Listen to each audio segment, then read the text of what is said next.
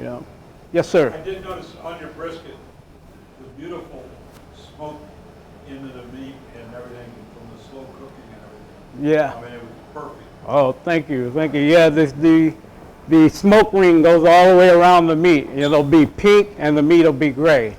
And that'll be that the smoke has infiltrated the inside of the meat while leaving that outside where it gets most hot. That outside has seared, so that's why it's the red right up under the black, because it's seared, so it's not going to change color. But the smoke, the slow smoking at that low temperature will turn the meat gray, and it'll get done. And it's quite a pretty presentation. I tell people, people have told me all the time that, you know, we look at your pictures on Facebook, because I post everything on Facebook. Food, birthdays, dog birthdays. If you're on my Facebook, you'll get them.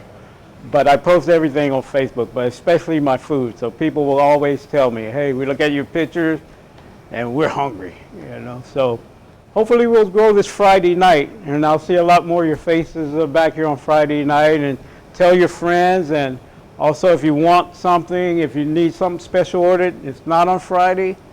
If we're not busy, we'll do it. We'll come to you. If you got a party, you need us for a weekend, we'll come to you.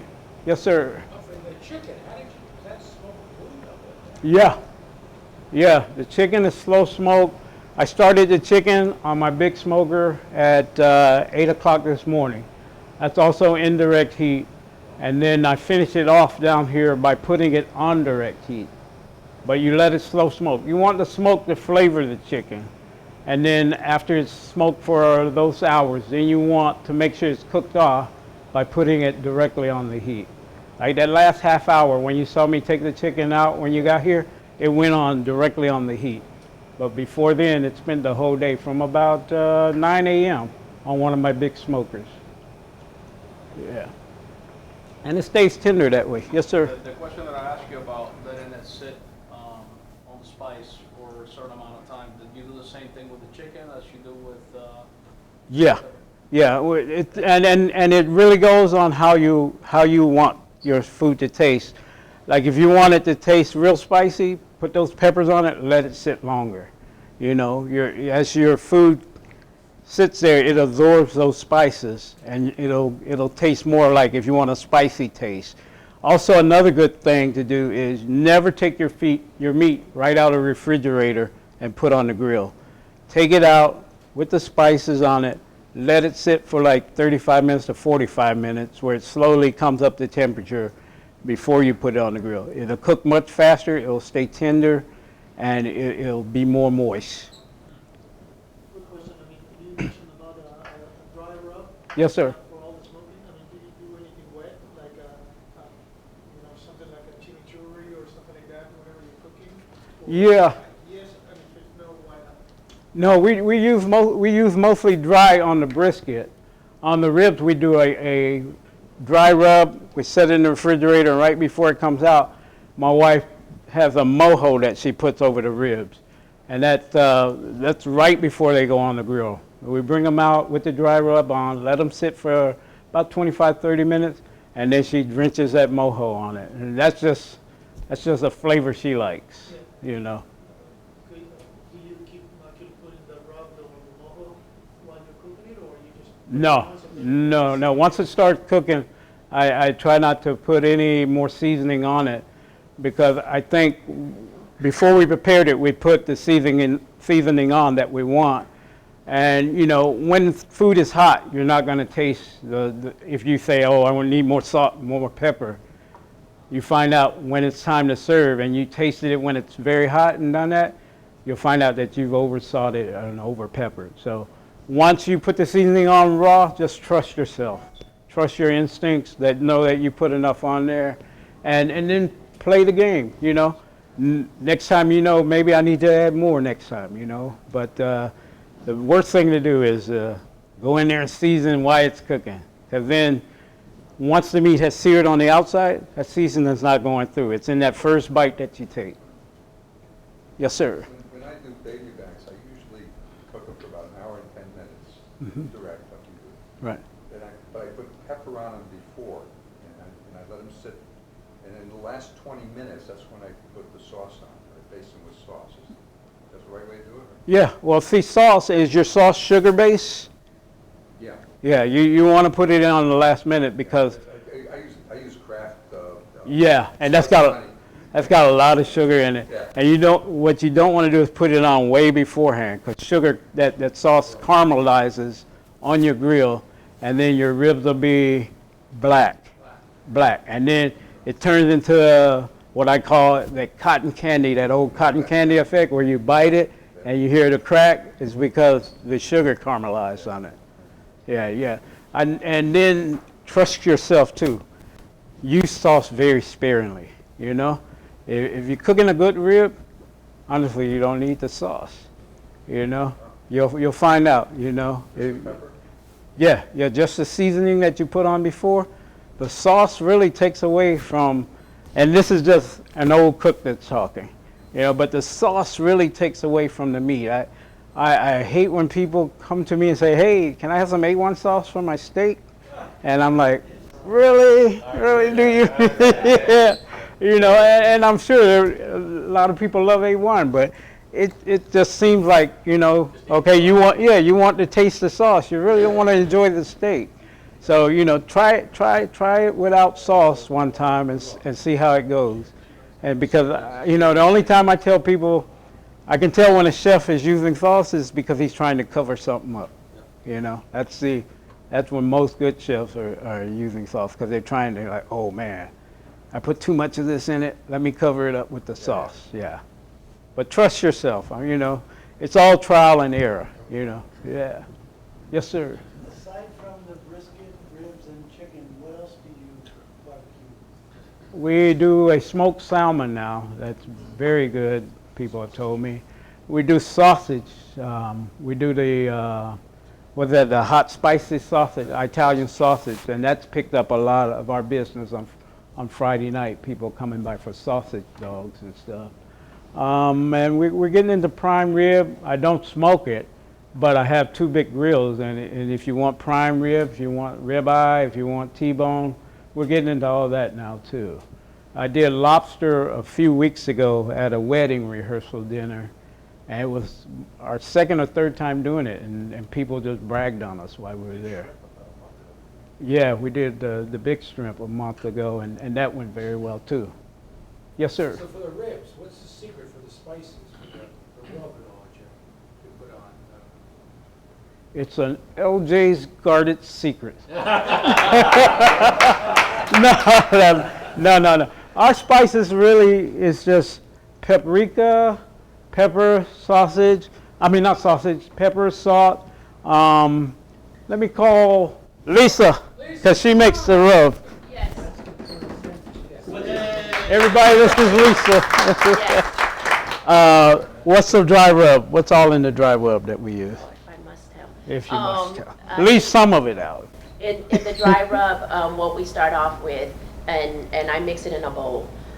So of course salt and pepper, and then chili powder. Of course I like to put paprika. I like to put a little garlic salt and a little cumin because we're in Miami. We like to have that little Latin flavor. And then I also like to put a little bit of sazon complete. Okay. Some people like to put a little sugar, brown sugar.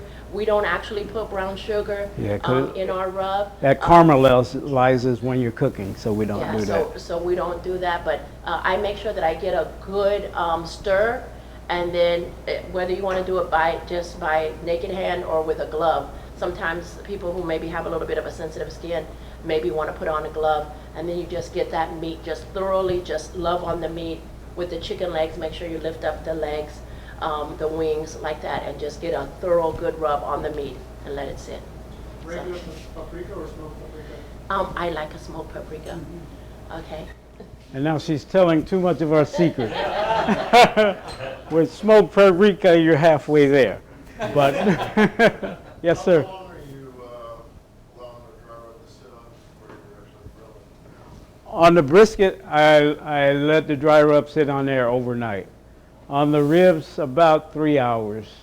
And then I take it out of the refrigerator and let it sit for about 45 minutes before going on the grill. But the brisket is such a thick piece of meat you want to let your season sit for overnight on that. And it really depends on how thick your meat is, really, on how far you let it sit. The baked beans had a nice bite and spice to it. What are you cooking with, like a chili in it? This is the baked beans guy. This is Steve. Steve did a great job on the baked beans. Give him a hand. That was maple syrup, sriracha, cattleman's, Sriracha. onions, but Sriracha was sriracha's different. What is sriracha? It's a spicy pepper sauce. Yeah. Sriracha.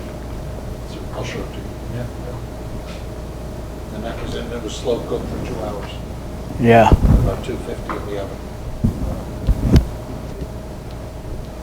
Is it just starting with plain beans, or is it? It had to be Bush's baked beans, just plain baked beans. Yeah. If you want to go old school and get the regular white beans, base your baked beans. Yeah. But if you get a can of Bush's baked beans, just plain baked beans. Drain the sauce, so it's not all water. Add the barbecue sauce and onions. If you want to get a little fancy, like I did on this one, we added a little bacon fat to the pork and added chopped barbecue.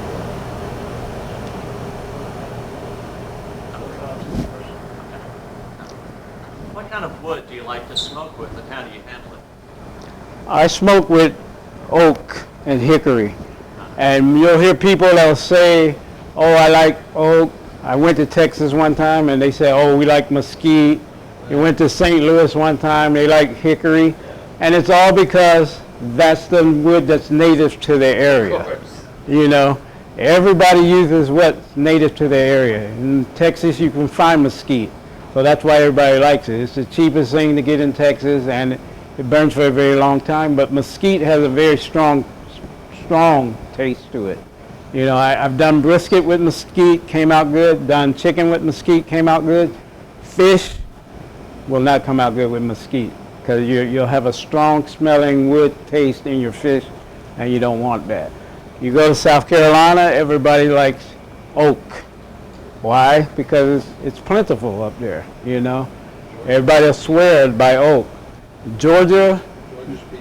yeah, peach and applewood in Georgia. Why? Because that's where you get it at. So there's no wrong wood. There's just wrong geography, I call it. Do you eat the chips or I do, in my big smoker, I just do a log about that, and I soak it in water overnight. If I'm going to use it tomorrow, I'll let it soak today. And what that does, you don't want the heat to come from the wood. You want the smoke to come from the wood. So you soak it, you let it just smoke, and it won't burn up. Your wood won't burn up, and you'll have a higher degrees. My charcoal is for the heat. The wood is for the smoke and the flavor. So, yeah. Salmon. On salmon smoking, when I do it on the smoker, I put a wood plank up under it. So it doesn't take on the taste of the charcoal. It pretty much takes on the taste of salmon. And if you buy those planks, you can buy them at BJ's and Costco's and all that. Yeah. And you just let them, you soak them in water too. That way they won't burn up. And they'll just smoke, they'll let it smoke, and the smoke will infuse through the wood, up through the salmon, and you'll get an evenly cooked fish too, if you put it on that plank. No. I've done salmon for no more, at 200 degrees for no more than 5-6 minutes. When you see it start cracking, you know it's done. Thank you guys for coming.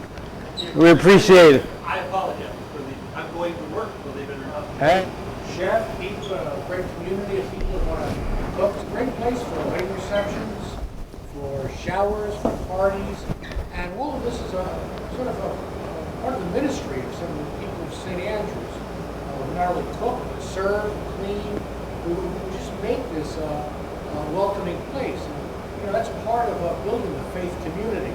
where people come, see what's here, see the love that's here, and the expression of Christ and His message, and possibly, come for a wedding, come for whatever, come as guests, but see a welcoming place to probably come, hopefully come to church and find a place that's user-friendly, if you will, place to come and pray and to grow in faith. So we're very fortunate here to have the Steve tank ready, to have Umphrey Jackson and his wife, to have many people, Bob Smith, who give their time, Steve, work here, and it's amazing what transpires here.